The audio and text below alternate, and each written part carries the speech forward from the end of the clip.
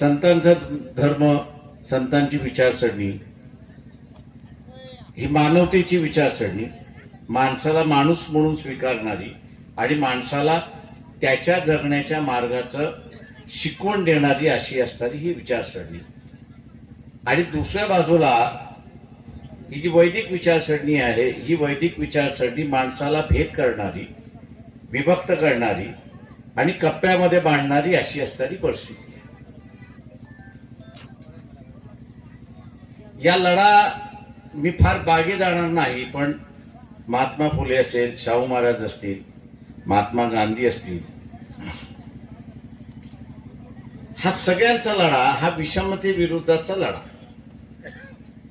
आणि मग ह्या विषमतेविरुद्धच्या लढ्याला कायम स्वरूपी आपल्याला असणार हा